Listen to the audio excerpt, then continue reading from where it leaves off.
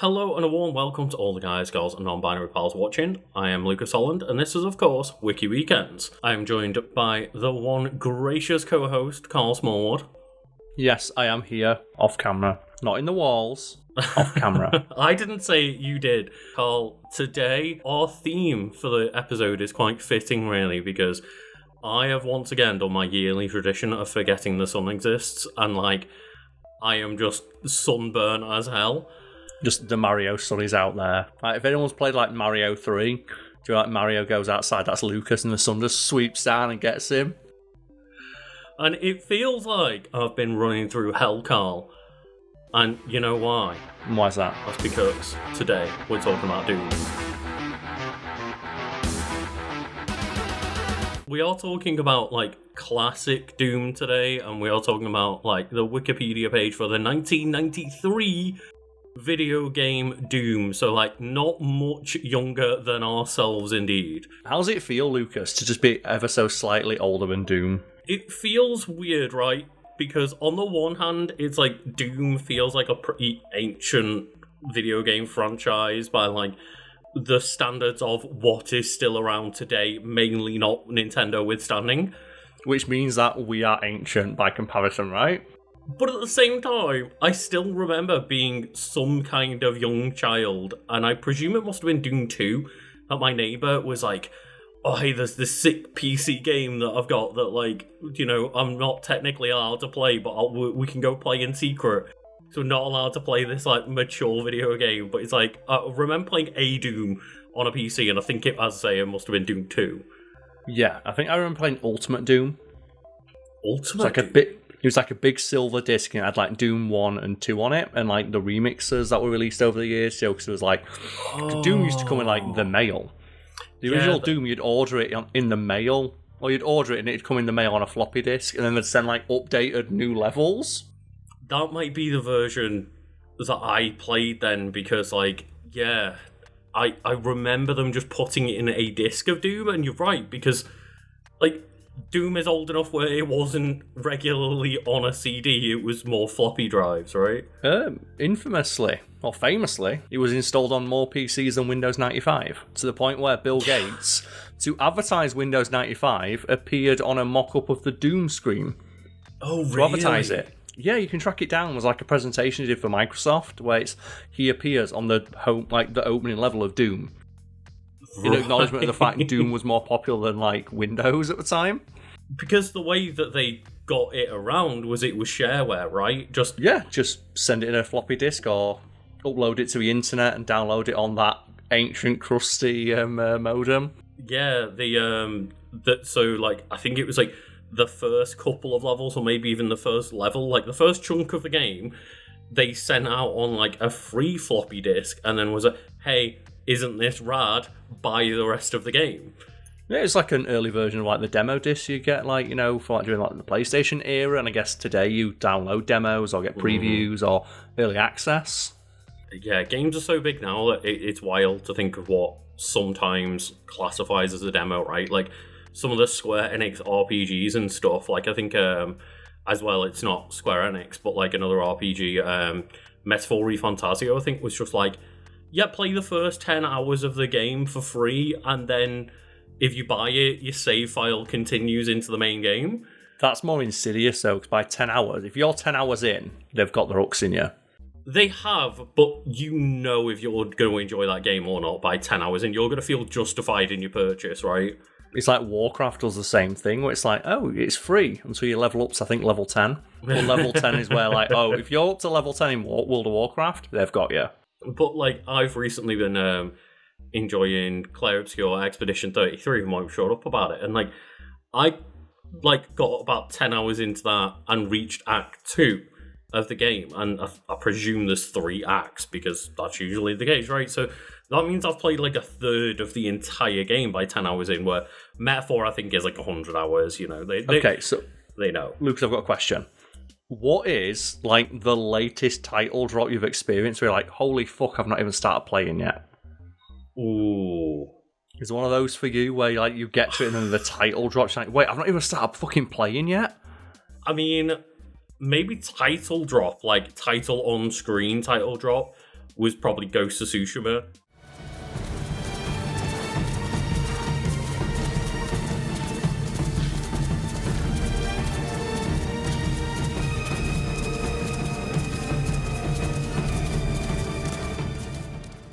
Okay, the one for me, it's very classic, is Metal Gear Solid 3, where you don't even get the start of the game. Like, you run all the way through and you rescue, like, Sokolov, and, like, the boss betrays you. That's the tutorial mission. Yeah, when you do that entire, like, first mission and you're, like, getting used to the game and stuff, and that's, like, that feels like it's an entire Metal Gear Solid game in itself at the time. Yeah, or Metal Gear Solid 2, with the tanker mission with Snake, that's also at the base of the tutorial. And then Kojima stabs you in the back and gives you Raiden for the rest of the game. It gives you Raiden instead, like, oh fuck. But then again, Raiden, yeah. What I think is really funny though is that a couple of years later, rather than it being a tutorial mission, they sold it separately with Ground Zeroes. Ground Zero should have been like the tanker mission of Metal Gear Solid 5. But instead, they were like, give us 30 quid. Give us 30 quid for a game you can finish in 15 minutes. And I will say as well, obviously, like, you know, wearing a hat today to like cover up a bit of the sunburn, and shout out to the Heart Pirates. I've just got to mention that because One Piece fans are probably sitting there going like, I thought it was like a UAC hat or something. Is that like the evil corporation in like Doom 2016? Oh yeah. You know they're evil because they're a power company. That's the thing, is like, I don't remember much about like the actual plot of the original Doom. I guess we can like have a quick look at it here on the wiki, but you arrive in hell, fucking rip and tear until it's done. I mean, that's the thing, right? But the thing that I love about Doom 2016 is just like, before Eternal and like presumably the Dark World get into all the weird like Ancient Ones bullshit and stuff, like Doom 2016 is just like, fuck the corporations. It's just people complimented Doom 2016 because Doom Guy literally shoves the exposition out of the way. I'm Dr. Samuel Hayden. I'm the head of this facility. I think we can work together and resolve this problem in a way that benefits us both. And if you do interact with the story, it's actually quite good. I love like the lore and world building that's present in like pickups and collectibles. Mm-hmm. The story of that game is that, a corporation opened up a portal to hell and like 40 people died, but they realised, hang on a second, is that oil in hell? Can we go get that? It's not oil. But there's a resource that they want that would be valuable. The Argent energy is just a like replacement in the Doom world for like what happens when people realise there's oil in a country, right? And they're just like, fuck it, we've opened the portal to hell, but there's oil in there, so it's worth keeping it open. And there's like numerous pickups you can get where they talk about how the Argent energy is really promising. We did lose about 14 researchers today, but it's okay. We keep losing many, many men to many demons, but it's worth it to get that dollar. Yeah, it's like there's an unlimited... And what's really funny is they talk about Argent energy being an unlimited resource, and then they talk about how they can't wait to sell it. It's like, how do you sell an unlimited resource? And you think, they do it with like water and wind... True, and like it's unlimited in the sense of it's unlimited if you can get into hell and take it back out, but there's only a limited amount of people that can do that. So it's like it's limited in the sense of like you've got to wage your way through hell to get it. It's just great though, right? Like, because you can see it happening, can't you? If Jeff Bezos got like someone at Amazon, because you know he's got like an underground lab full of like people with like cut in half and pipes sticking out of him and shit. It's like, we accidentally opened up a portal to hell, but we realised that Amazon trucks would drive 1% more efficiently if we got the rocks out of it. He'd be like, I don't care how many people we got to send out to get those hell rocks. Get them. I don't care how many people we've got off pissing in bottles to get through those hell rocks. We've got to get them. I love Doom 2016. Obviously, we're recording this around the time like Doom the Dark Ages is coming out, and just I'm so much more on board with the whole idea of just Doom guy turns up in hell and is like, let's fuck shit up, than it's all like the Ancient Ones and the like alien energy and all this weird stuff. I'm just like, the absolute worst part of Doom Eternal is that they commit the cardinal sin of explaining the story too much. That game should be like more Doom 2016, where the moment where the game stops me, I am like mashing the buttons like, please Samuel, stop talking. Yeah. And I just always want it to be like Doom 1993, where it's just, you've got one image of text being like, here's the setup, go. You are just one guy, Doom guy, you're in hell, you want to get out of hell, kill as many demons on your way out as you can. Yeah, it's like, I don't want this to become Warhammer. Like, Warhammer exists, Halo exists. I'm fine with Doom being what it is. Well, there's a story. I think it's either John Romero or John Carmack. I forget which. It's like story in a video game is like story in pornography. It's nice if it's there, but that's not the reason people are like, watching it. Yeah, right. And obviously, that's like of its time because now games can be more narratively driven. Yes, but I don't need Doom to be that. I'm 100% down with like there being extra lore, like through I should say collectibles and stuff that I can go look at if I want to. But the more cutscenes you add to a Doom game, the more I have time to just not be ripping and tearing.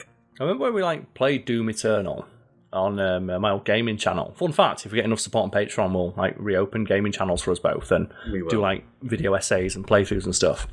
I just had a running tally of how many times has the game taken control away from me, and it was 11 by the end of the first mission. 11 moments when I wasn't playing, and the camera zooms out and forces you to do a certain action. Mm-hmm. But, Carl, what doesn't have that is Doom.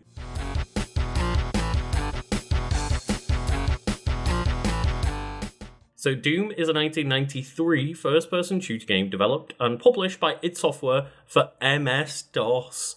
Woo!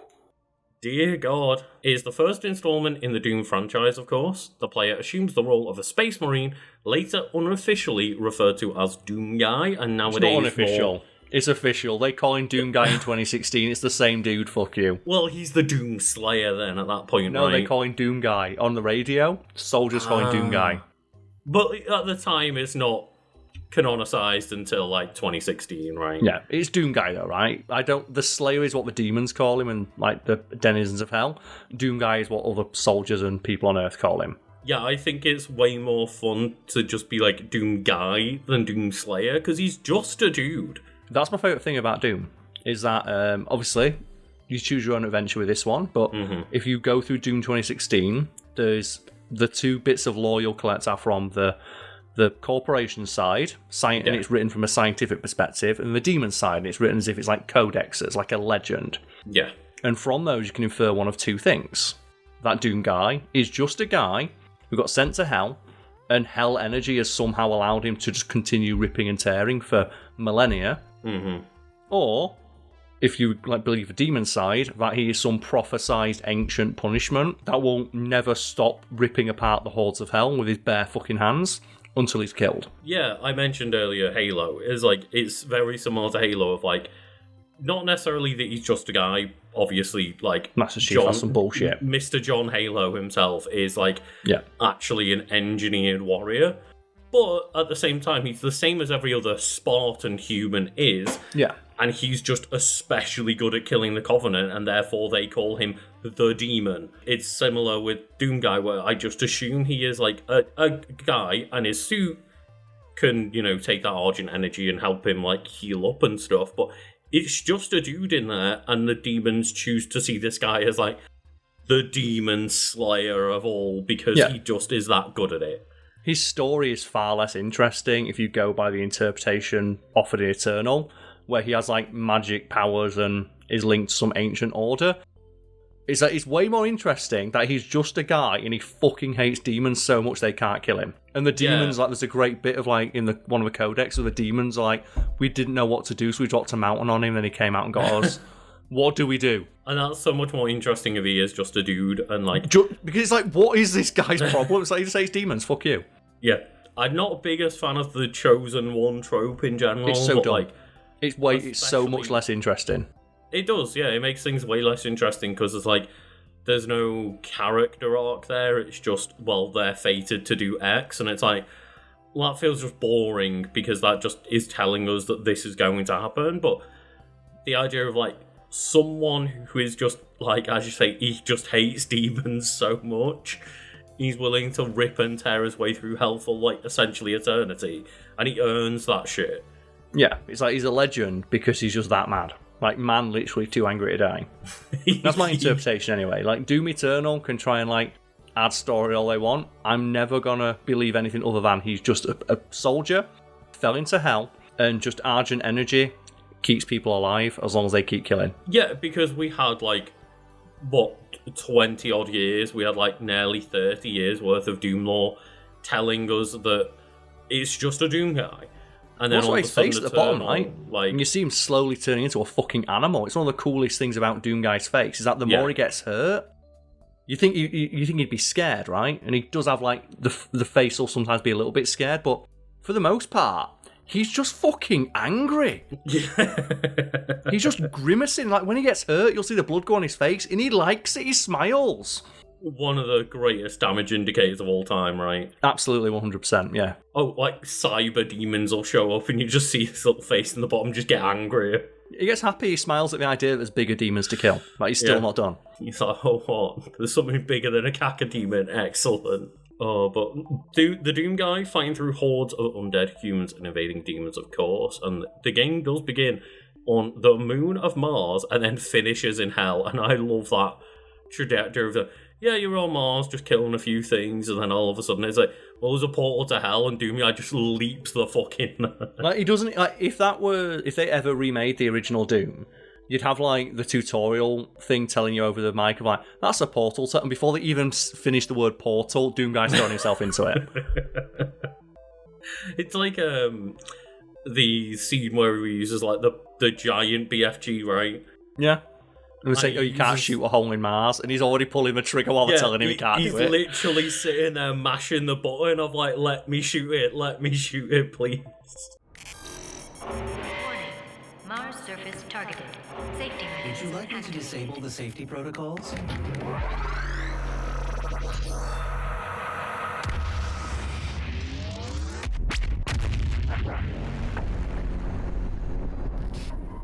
Obviously, if you want to hear more about the BFG, we did do an entire video over on Fat Fiend about the BFG itself. About the BFG, yes, and the fact that the original Doom, which you're talking about today, literally could not handle it. So, just, if you want more Doom from us, you've got it this weekend. We're celebrating Doom coming out, and it's yes, more just hell to rip apart. Because Doom whips so much ass. It whips so much ass. There is an ongoing challenge among programmers and hobbyists to get Doom to run on the stupidest, most obscure thing possible. And in the background, Lucas, I have brought up a list of things people have got Doom to run on. On the subreddit, aptly titled "It Runs Doom." Okay, I already had the website canitrundoom.org up, just waiting. So you've got some examples there as well. In which case then, Lucas, let's just do dueling examples. I've got the all-time highest rated threads on It Runs Doom. You've got the list in front of you. So I'll start with, someone managed to track down the laptop Chandler has in Friends, where he says, do you want to play Doom? They tracked it down, and it does run Doom. Nice. Okay. Got it. You guys want to play Doom? Or we can keep doing this. So I'm just on canitrundoom.org, and it's just listed by the most recent things people have randomly just put up on the website. And it includes? So some of them are Doom on a toothbrush display over Wi-Fi, Doom played over audio and displayed as a spectrogram. Well, that's kicking the ass out of these ones on Reddit. So we've got a treadmill at someone's school running Doom, Doom running on a ticket validator in a car park, Doom running on an iPod, Doom running on Doom. Oh, where in Doom 2016 they got their graphics cards who also played Doom at the same time, and then Doom playing on someone's vape. Oh my god. Yeah, there's one here that's a digital price tag that you can find in stores, and they've just got a little Doom running on it. Someone's got it running on their blender, their microwave. Someone got it running on a Game & Watch. The 1980 Game & Watch portable console can run Doom. And someone's probably thinking, so how do you get Doom to run on these things? It's because Doom is so fucking well optimized. Mm-hmm. That's why hobbyists see it as a challenge, because you could get all of Doom on a single fucking floppy disk. It was that well optimized, or big chunks of it. And as a result, it is a hobbyist of how much more efficient can we make this code? I think John Carmack, most people associate more with the programming side, and Romero more with the design side, but both of them are just absolute fucking technical geniuses, and Like, as I say, I believe John Carmack is like the more technical one of the two, but I think the only example of like a more insanely engineered, like down to the bones video game is Roller Coaster Tycoon. Which they got that running on like Roller Coaster Tycoon. I don't think was a hobbyists. Oh, there's not the enthusiasts and hobbyists who were trying to port on stuff, but I do know Roller Coaster Tycoon is efficient as awful. That code is stripped to the fucking bone. Roller Coaster Tycoon is probably way too complex to run on shit like this, but the efficiency of it is insane because the person built it like number by number in assembly rather than using a programming language.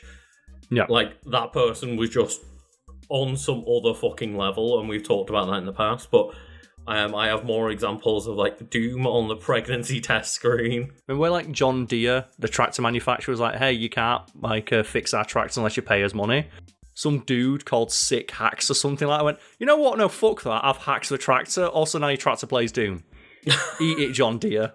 Apparently, there is a public transportation card reader in Melbourne, Australia called a Wiki, and people have got it running on, like, that contactless ticket system. See, this is the kind of, like, vandalism I like. Yeah. We got Doom running it on an oscilloscope. Yeah, that one's on this list as well. The fact it's just a great challenge for yourself. Like, this is some of the most efficient code ever written, and it's a very easy visual way to see if it works or not, right? Is it running Doom? So you can run Doom inside DOS Doom, which is a video that I'll put like a link to in the description, but it's like someone here, like the first video that comes up is by like KGSWS. It's working. Both games are running independent of each other. That means you need double the memory. I would recommend you to get at least 16 megabytes of RAM. Literally, in Doom, they programmed it to then display on a projector in a secret room another version of Doom, and it has like double inputs.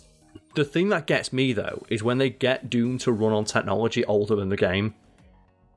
Yeah, like that's what gets me, when it's like it's technology older than the game is itself, and they're still getting it to run, which shows that if Romero and Carmack would have had the idea earlier, they could have potentially had it running on something even like more outdated than it already like is now. That's like the Game & Watch, I'd say, came out in 1980.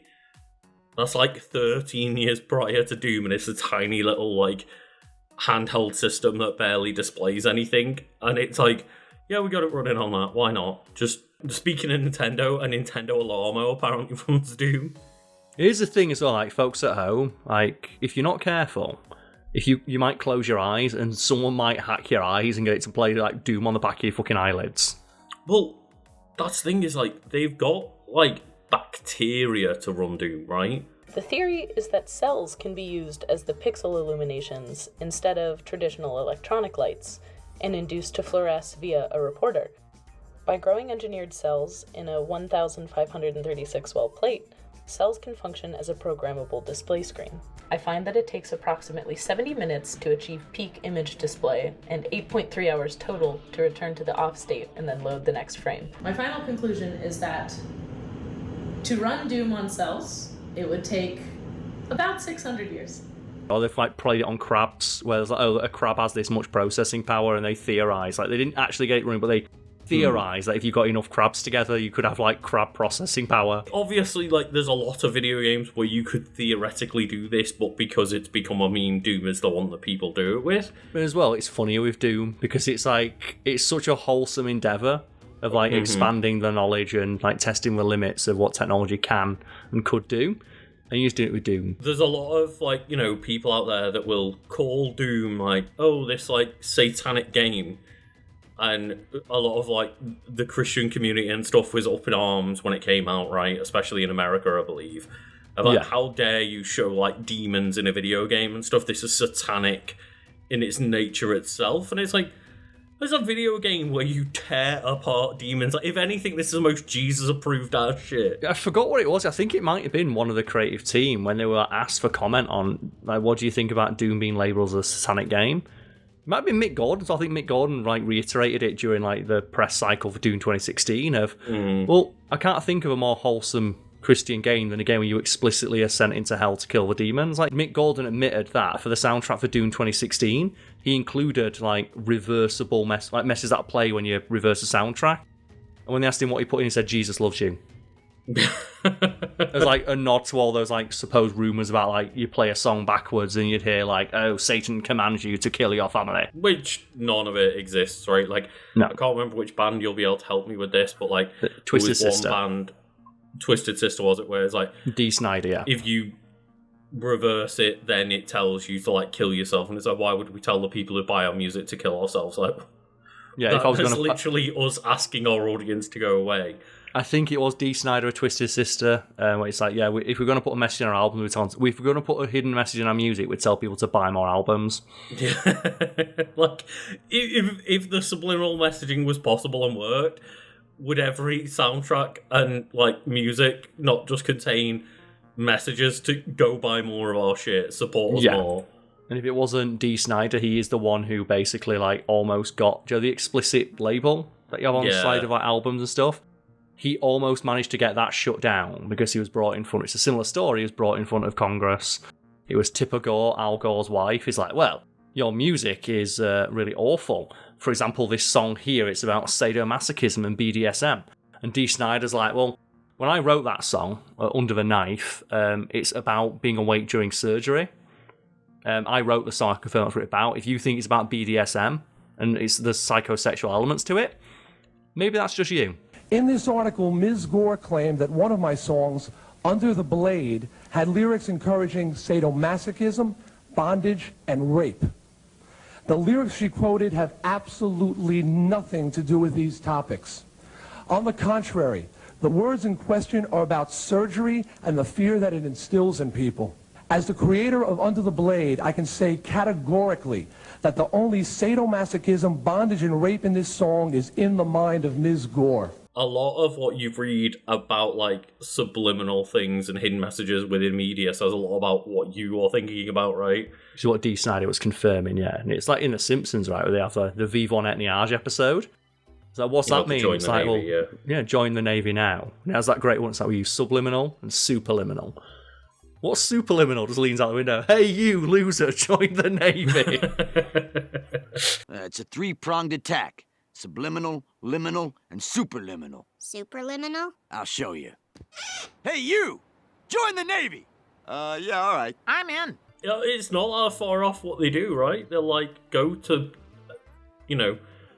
specific places. They've done their research of, where a lot of people are, probably more likely to be young and, out of jobs and stuff, and they'll just put out tents being hey, come join the military. You've got nothing better going on. They did it when Top Gun released. They set up recruitment booths outside of Top Gun screenings. Hey, do you want to go play naked volleyball on the beach and fly fighter craft and just shoot people from another country? It's hell yeah! Wouldn't you love to be semi-naked, shimmering in oil, playing volleyball? That's what the Navy is. Well, the Air Force is, right? So Doom was the third major independent release by id Software after Commander Keen from 1990 to 1991.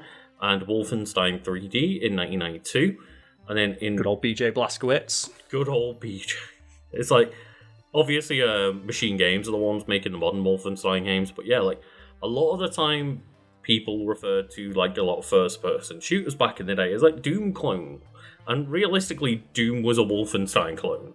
Yeah, but Doom was inarguably the bigger hit. But I do have a soft spot for Wolfenstein, just because who's the final boss? Mecha Hitler.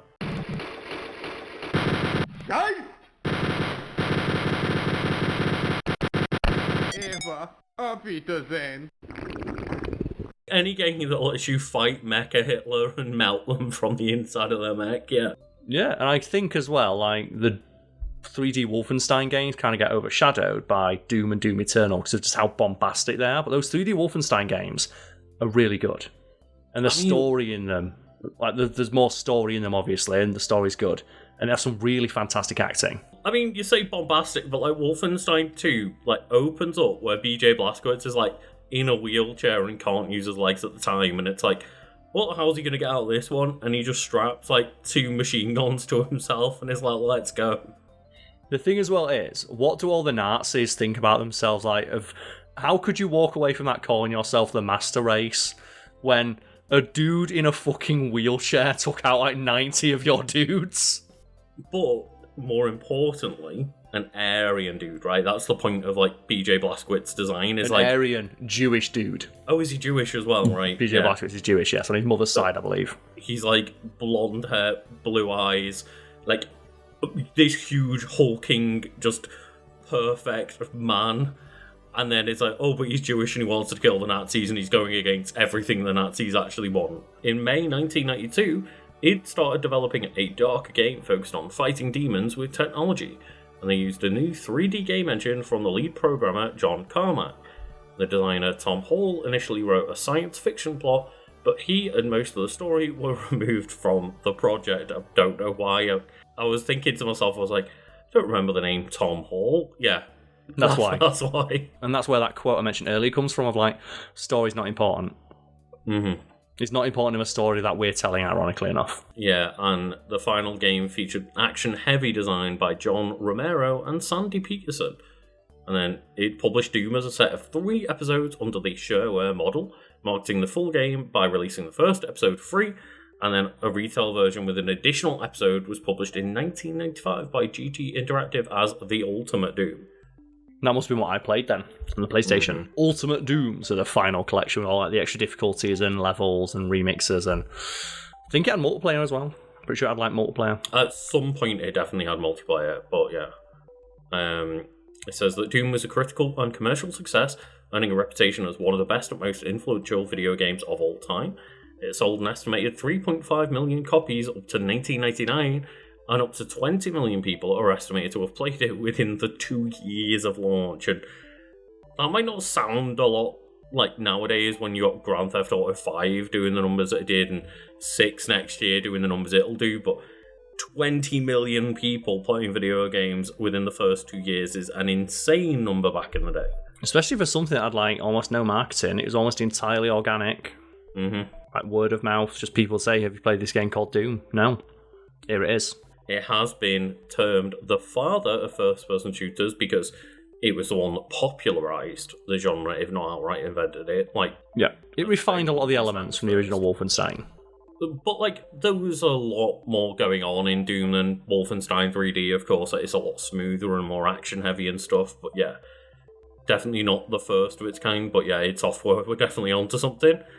And it is regarded as one of the most important games in the genre. It's been cited by... Inarguably, yeah.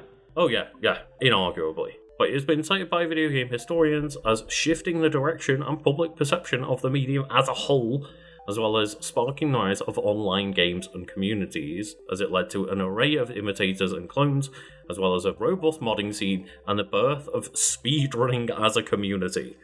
Yeah, like, it does a lot. It all goes back to Doom. Yeah. Like, that's the thing, they call it the granddaddy. Actually, no, it's the daddy of the first-person shooter genre, and Wolfenstein's the granddaddy, because he tells you stories about World War II.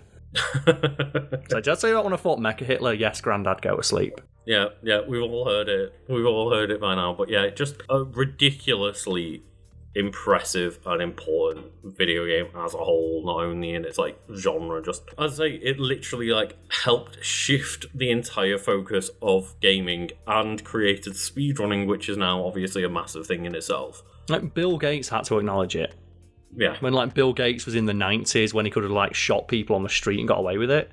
When he was just a millionaire, not a billionaire yet. Or maybe a billionaire, but not a trillionaire yet. Yeah. It's insane the amount of influence that just one video game had. And, like, I'd say it's one of the few non-Nintendo series that is, like, still cracking 32 years later as it releases, like, another game with Doom the Dark Ages. I can't think of a game series that like has evolved and not evolved as much as Doom, really, because it's what I appreciate about Doom is that Doom 3 is an outlier, but there's a really great series of interviews with Mick Gordon, who did the music for Doom's 2016, where he's talking about how, like, yeah, when I was working on this game initially, I was like, well, it's Doom.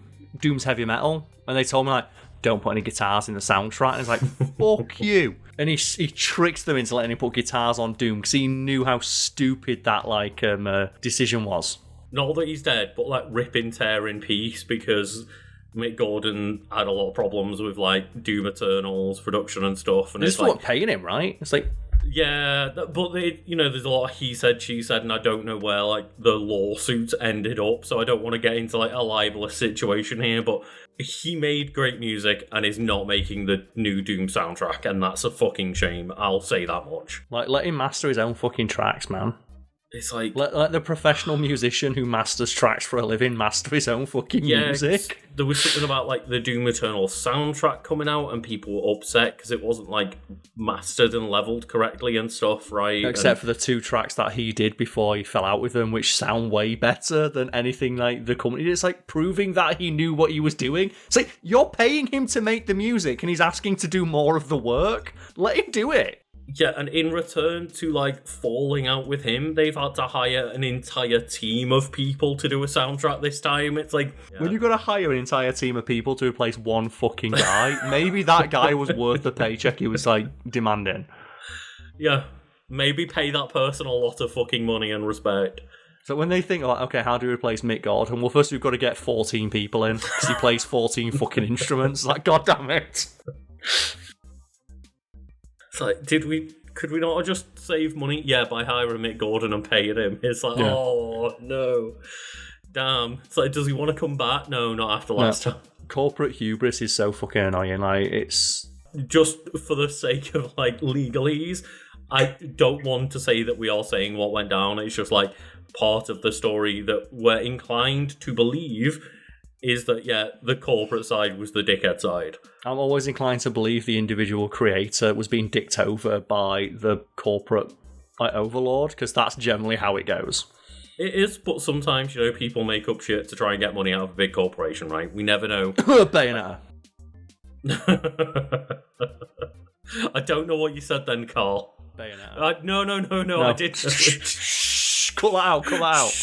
She considered the sales of Smash Bros as part of Bayonetta's sales and factored that into what she asked for money-wise. It's like, I bet like Sakurai's like, wait, I'm the voice of King DDD, what do I get? So I made Kirby the only one who survived that bullshit. Of course, thank you for everyone for watching. Make sure to go and check out that Fat Theme video as well. And just, if you want to support us for more fun discussions about games, then head over to our Patreon and check it out. Play some Doom. Doom. Thank you all. Cheers. So how are you coping with that heat, Monfrere?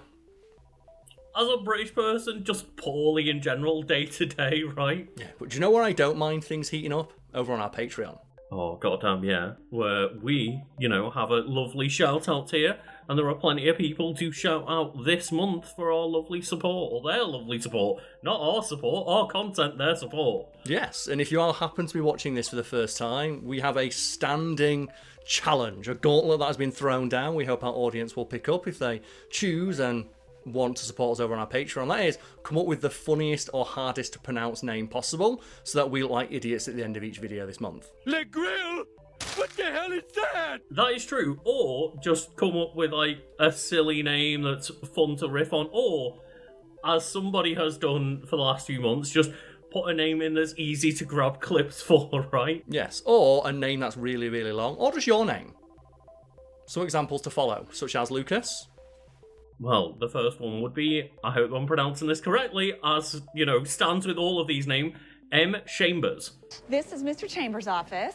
Oh, he's in. Let me introduce you. And M. Chambers is followed closely by Fallopian Starship and the Womb of Doom. And I said I'd buy their album last month when they supported us. I'm not sure I'd buy that album. That's a concept album that would remain unbought, I feel. Well, Carl, you did say that slightly incorrectly because they present the Womb of Doom. Oh, no. That's like a support act, right? Fallopian Starship presenting the Womb of Doom. Yeah, maybe like this really grungy hardcore metal band coming on, like just the Womb of Doom. Like, it reminds me of, I don't know why this joke sticks out in my head, but it's from like Herbs, Sims in the City for the Nintendo DS, where one of the characters you talk to just says, yeah, I was in a band called Show Cancelled and no one ever turned up. That's actually a really solid line considering it's on Herbs Sims in the City. I don't know on the why DS. Herbs Sims in the City is in my head, but hey. Well, you know who's in my head right now looking at the screen, Carl? That is Kicking Bucket enjoys the bit, but they are subscribed to other Patreons, so this long-winded name needs to be changed at some point. Because they, their name cut off. They hit the character limit. There's no T there. Today a great legacy rests upon your shoulders. Because here, we make more than just tea. Oh man, it's like the Thrill House joke, right? Of like, all I did was enter my name, Thrill House, and it doesn't fit on the screen. Which is like one of the most underrated Simpsons jokes. This is great! And all I've done is enter my name! Thrill House! And also one of the weirdest things in Pokemon, right? Where Feraligatr just misses, like, the O at the end of Gator, I think it would be. Where just Gator, because they hit the character limit and they were like, fuck it, we're committing to that for the rest of eternity. Or Farfetch from the first gen, where it's got an apostrophe in its name because they didn't have enough letters to spell out Farfetched. And just that's the only Pokemon that has punctuation in its name. But wouldn't the apostrophe be as long as just adding the actual letter in there? Shut up, Lucas, and get on to the next name. Oh wait, that's me. And the next name is Tam McKee. Hell goddamn yes, and the name after that would be the lovely Lucille Desteele. I know I've mentioned it before, but you use, like, lovely as a modifier. I know. You call me out and I get so embarrassed because, like, for some reason during recording, it's the only adjective I can think of anymore. Is there a reason for that? Is it 'cause, like, just... The reason I say it, if anyone's wondered, like, oh, and I'm joined by the lovely Lucas, because I think of it like, a magician and their lovely assistant. And... assistant, Carl. I see what it is. No, I mean, like, that a joking way. Cause the back in days, I'm right? joking. Of like, oh, my assistant off screens. It's just a habit I got into. Next, he calls in one of his assistants. Be the lovely Lucille Desteele. Where would he be without them? But I've probably picked up that habit from you, and now you're calling me out on it. Is it like it's a verbal widget for you then? Just like one of those like filler words that you use? I think so at this point when recording. I don't use it that often when I'm not recording. That's the weird thing, is just... I don't know. I have no answer. All of our patrons are our lovely assistants because they assist in the making of these videos, right? So it makes sense. Yeah, they literally help keep the lights on. And by lights, I mean literally the two lights that are pointed on my face. Yeah, that's right not now. making it any warmer at all. I totally swear. So, yeah, Tam McKee and Lucille Desteele, once again, thank you for helping keep the lights on me and Lucas. But the next name I have to shout out is simply... Marcus. And when I say the name Marcus, Lucas, who do you think of first? Is it Marcus Phoenix? Marcus Phoenix, yeah. Have you got a favourite Marcus Phoenix quote? And is it just... I always think, is it just a grumble or some shit? Or is it like... I can't even remember what they're called. Like, Theron Guards, right? It's just like, Theron Guards. Yeah. That's the thing, like, Marcus Phoenix is like the main character of the Gears of War franchise. And he doesn't have a single memorable quote. Every other character in that series has a more memorable quote than he does. Like Dom Santiago of like, sup bitches, every time he lands a headshot. Or just the Coltrane go, woo! The fact that he says woo every time he dies, because he fucking loves it. Dude just loves, like, just rolling around at the speed of sound, as we all would. But, Lucas, what name do we have next? Speaking of, like, rolling to escape things. Well, this is kind of the opposite of rolling, because this is, I went say lovely. I went say lovely again. God. I'm so sorry. This is the extremely generous B of awesome, and they've managed to, like, just when they, like, someone kidnaps someone and sends a ransom letter. Oh, right, and it's yeah. like little letter cutouts. They've managed to do that, but with emojis to spell out awesome. And then also there's now 6 B's at the end of their name. All I can think now is to mention Gears of War, it's like the Krill. Oh God, Carl. No. Carl. No! Ah! No. Ah! I couldn't see. It's like, because it looked light enough for me to walk down. I didn't take damage for a while. It's like, all I heard was Carl go, I think I can make it. I think I can make the Krill. So I know you don't like bees, right? Imagine if bees were like the Krill. And you imagine like you go out like near a picnic and just like the bees come in and just completely eviscerate you. I mean, I'm not gonna lie, I don't help myself because I don't like bees and wasps, and then I wear shirts like this and have hair like this, and they just go, "Oh, colour." There's a flower. No, I'd say it's like the krill. It's like stepping into like the darkness in Gears of War when it's Lucas stepping outside. Just 400 bees come in, just disappear. It's like, but we move swiftly on now to Woo's Williest Wonka. Hell, goddamn. I'm down with that name. WWW, World Wide Web. Let's go. It always sticks in my brain whenever someone says like World Wide Web. The factoid that many people will already know, but that WWW doesn't save any time. Nope. As an abbreviation to World Wide Web. Yep. It actually takes more time. Yeah. Because you go to 2 syllable. You go from 1 syllable to 2.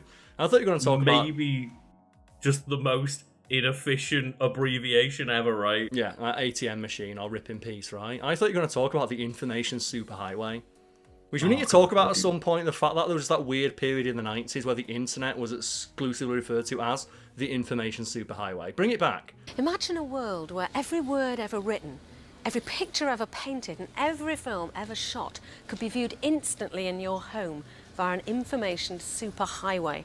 Bring back textbooks with information superhighway written on them, and kids riding keyboards like surfboards. Oh, that was cool, because that was pretty much Channel 4 and BBC were just co-piloting that ship of making it the internet superhighway, right? Yeah, the information superhighway or the internet superhighway is as well, they'd present it as this wonderful thing. It's hey, look, here's access to all the world's knowledge. You can talk to all your friends regardless of where they are. And I imagine if they did one of those today, it's here's the racism machine. You need it to get a job.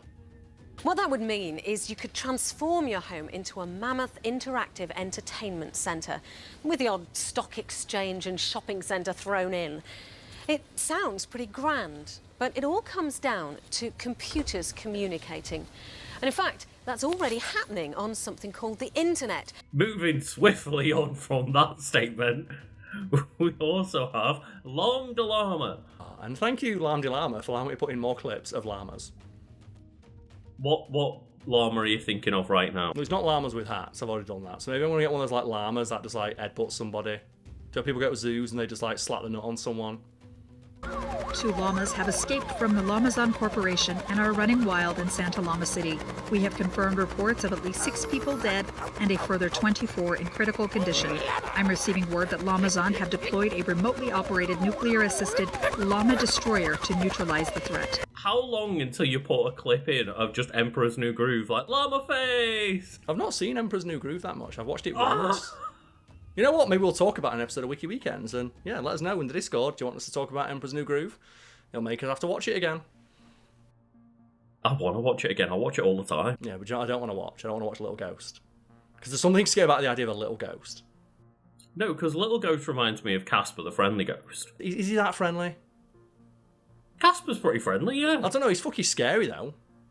Makes friends with, I think it's Christina Ricci, right? Yeah.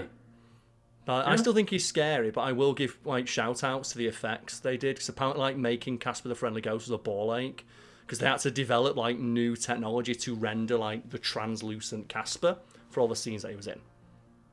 So, referring to yet another movie that we may cover at some point on Wiki Weekend. I'd love to rewatch it, because I remember rewatching it endlessly as a kid, and being scared when his uncles turn up. And I had the game, do you remember the game? No. There was a Casper the Friendly Ghost game, and I remember there was not a bug, but a cheat you could do, because you could float up and down. And if you went into one corner of the map, you could float and keep glitching into the corner until you rose above the walls and fly above all the walls and skip all the levels. And just fly straight to the final boss.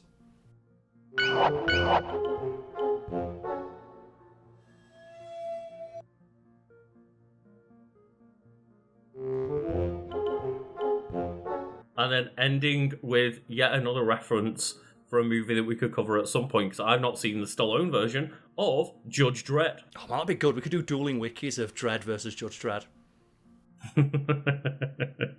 That's the thing. Everyone always gives props to Dredd. It's Carl Urban's performance is so good, and I can never get over the fact you can clearly tell he's clenching his jaw in every scene he's in. He's whereas Stallone just looked like that.